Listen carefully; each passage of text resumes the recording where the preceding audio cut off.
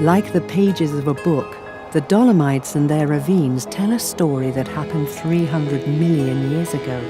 The raising of the Dolomites from under the sea to the mountain range of the Alps. It is a story that I want to discover with my own eyes and touch with my own hands.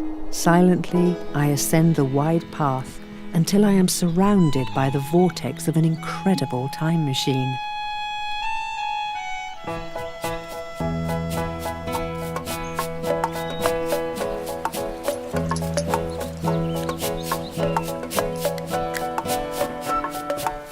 The Blätterbach Gorge is a giant kaleidoscope of intriguing trails that the stream has carved into the rock, revealing 40 million years of geological history. The layers contain various marine fossils, while on the surface I find traces of many fossilized species of reptiles, among them the ancestors of the dinosaurs. Upon closer observation of the upper part of the gorge, I recognize different layers in the rocks that vary in color, density, and composition. Each of these layers provides evidence of the many processes that have formed the Dolomites. The Blätterbach Gorge is an open-air book that reveals the geological history of our Earth.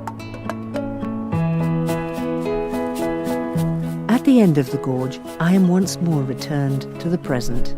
I carefully head for the Weisshorn.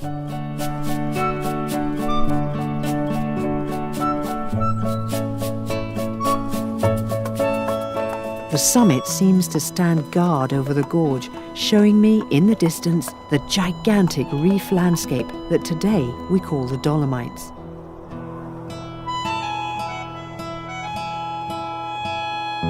Almost miraculously, following the elevation of the Alps, erosion almost completely spared the shape of this atoll that millions of years ago bloomed in a tropical sea.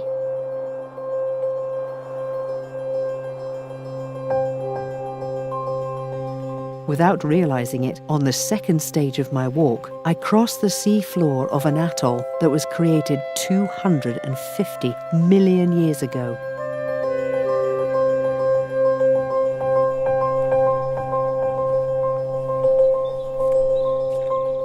This is the Latimar Range, an endless maze of towers and rocky outcrops, the product of erosion.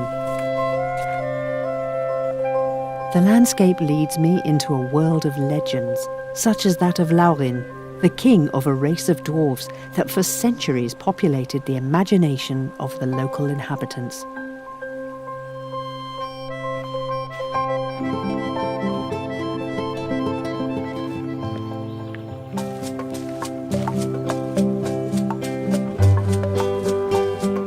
The next spectacle is not long in coming.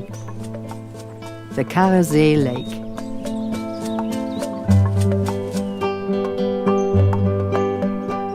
As I sit at the edge of the lake, admiring the Latimar reflected in its waters, I wonder whether the mountain has found its way back to the sea.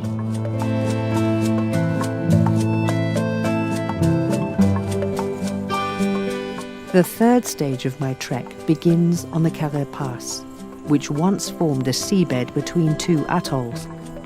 The fresh, pure morning air accompanies me on the way up and brings me to the foot of the Rotwand, a huge overhanging rock wall, nearly 500 meters in height. Further along the trail, I can admire the edge of a rocky reef formed of shells and other remains of marine organisms. Here are the Preuss and Violet huts, while there is a moving, grandiose performance by the ancient seas as the violet towers try like long needles to pierce the deep blue of the sky. The journey is the reward, and our reward will be reached via a path. We are free to choose which.